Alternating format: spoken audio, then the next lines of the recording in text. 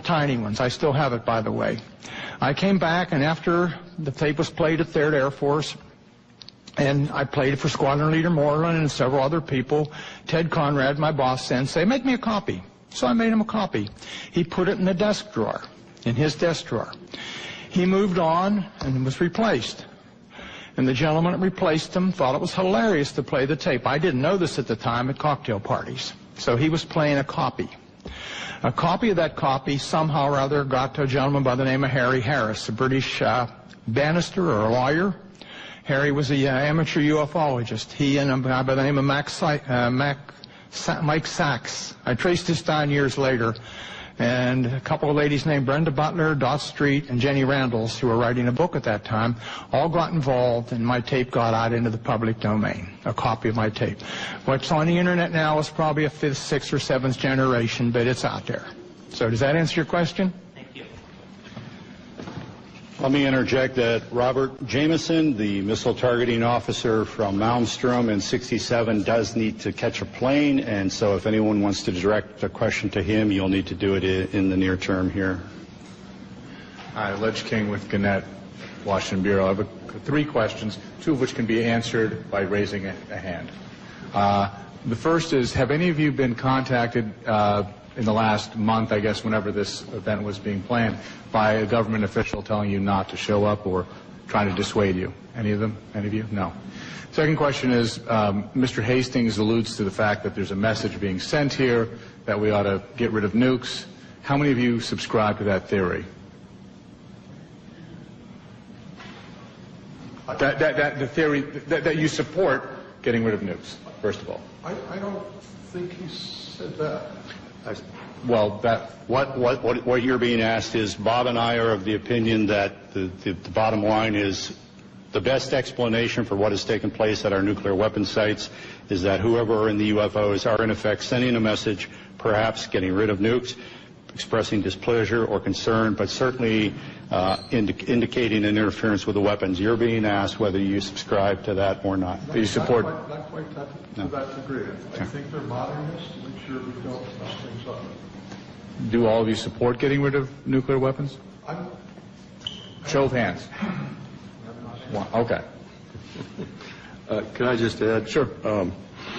With regard to the reason I came to the conclusion that this was a message was simply, again, they could have done a lot more destruction, I think, to our weapon systems, and they didn't. It was simply shining a light on our nuclear weapons and literally shining a light on nuclear facilities. This has happened all over the world. I can point to other instances where UFOs came over, shone a beam down on the weapons storage area where nukes were stored. To me, it's pretty clear. This is just, we're shining a light on this. We're pointing it out. What are you people doing with nuclear weapons? And my final question, which does require somebody to speak, is, you've talked about how society and the mainstream media sort of are very dismissive of all this. Can one or two of you talk about sort of the personal journey you've come to in terms of, approaching family or friends or others about this when people may think it's kooky to talk about this? Can one or two of you talk about how was it difficult? How difficult was it? That sort of thing. Thank you. Well, as a person who is very, very skeptical about this, what I call UFO nonsense, when that happened that night and I thought through the process of what the logical explanations are, after that I was very careful about who I told what, because some of my friends, when I started on this, just laughed. So I got ridiculed. I was used to the ridicule from the Air Force, except for the dual standard. We're going to ridicule, but it's secret and don't talk about. And coming out was my. I came out a little bit. I talked to Robert. I gave him a little bit of the story. I didn't want my name to come out. I was concerned. I don't want to be considered a kook. I don't want to, because I consider, not so many anymore, but I consider some of the extremists a bit kooky.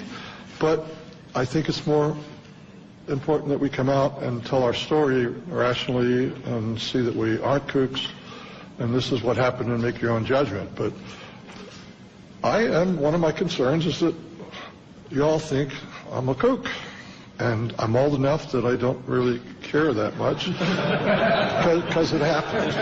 So is that okay? How old are you? 68. Going on 95. I would briefly add to that I made a decision decades ago that no matter who laughed at me or threw things at me, I would speak what I knew to be the facts. The world is filled with self-appointed UFO experts, persons who have all the answers, even though they've studied none of the facts. The scientific community is chock full of those folks. Journalism, frankly, is chock full of those folks. We're presenting credible witnesses for open minds, people who have an objective sense of their duty to inform the American public about the reality of the situation. We're providing you not only these witnesses, but many other witnesses who can testify as to the reality of all of this, and you may draw your own conclusions. I'm Lisa Pham from Epoch Times newspaper. My question is towards Mr. Arneson. You mentioned someone over there trying to send us a message. I wonder what kind of a message. Do those aliens consider our Earth people have a threat to them, or they just try to defend, or they try to come here to occupy, take over Earth?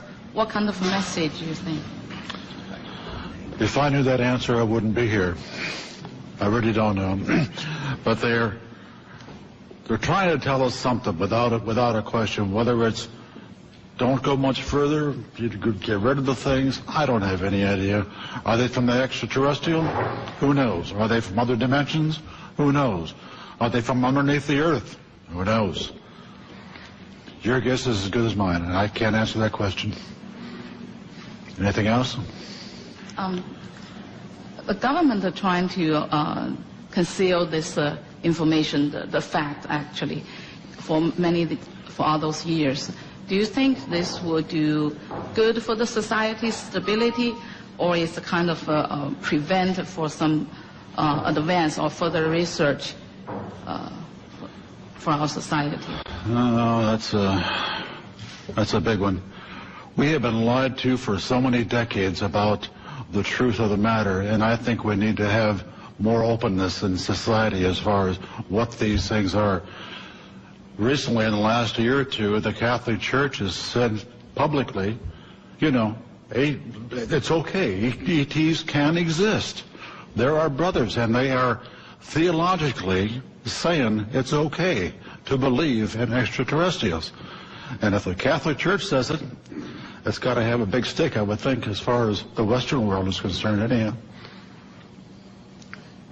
Do you think right now it's a time for human beings to admit there are other spiritual beings in the universe besides the human race?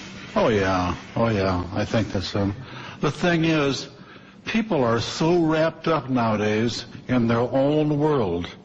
They're worried about jobs, they're worried about mortgages. They could care less about UFOs and ETs and paranormal events and whatnot. That isn't even on their radar scope. Unfortunately, but that's...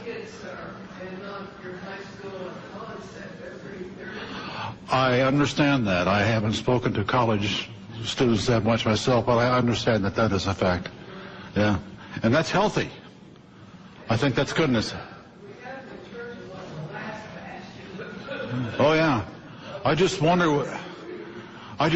what's in the archives in the Vatican as far as UFOs and things like that are concerned. If that could be released, wow, I bet it would blow the socks off a lot of people. That'd be interesting. Okay. Let me. You asked what would the potential changes be for society? Would this be good? Let me briefly summarize and say, in 1975, a former CIA official, Victor Marchetti, wrote a best-selling book called The CIA and Cult of Intelligence. The CIA took him to the Supreme Court to attempt block publication of that book. Ultimately, a redacted version of it was released. It was the first book in American history to be censored by the U.S. government. The same Victor Marchetti, in 1979, wrote an article for Second Look magazine. The title, I believe, was How the CIA Views the UFO Phenomenon. He said, among other things, this subject was so sensitive that you did not talk about it in the agency unless you had a need to.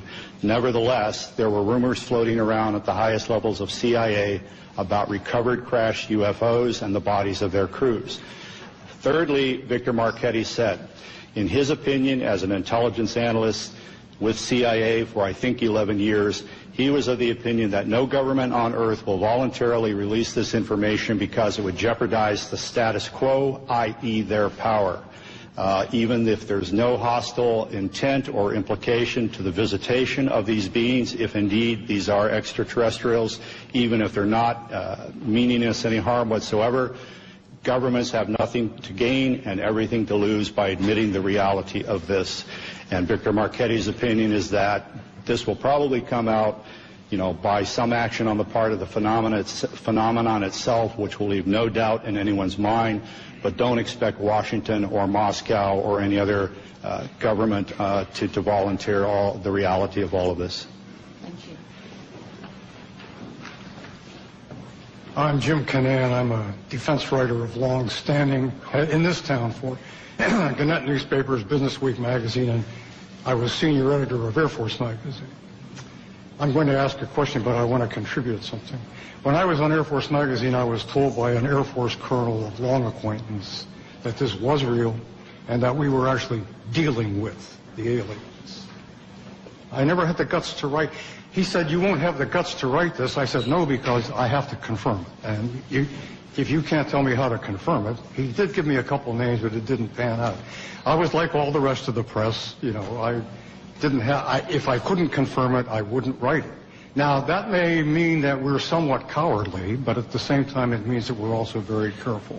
I do sympathize with the members of the press who do not write about this, even though I myself am convinced of it by now, because I was one of them once. But now, I have a question contemporary. 2 years ago, the Air Force Chief of Staff and the Secretary of the Air Force were dismissed by the Secretary of Defense for, among other reasons, being sloppy in their management of nuclear weapons. We transported an armed one somewhere, we sent components overseas and so forth. This shook up the Air Force. I want to ask you gentlemen, in the aggregate or individually, do you think that this evidence of malfeasance ranks up there with not telling the public about alien or UFO intrusion at nuclear sites? Is there an equation there? Can I speak to this here? I don't know about ranking, but it points out the dangers of nuclear weapons. The fact that these accidents have occurred, serious accidents with nuclear weapons, and it just points out how dangerous it is that we have them. I don't know how to compare that with the cover-up. I'd have done an analysis of the cover-up, and I'd be glad to give it to any of you guys that are interested. But I think it's related in the fact that the cover-up of the fact that the UFOs did intercede with our nuclear weapons is extremely important. May I add something?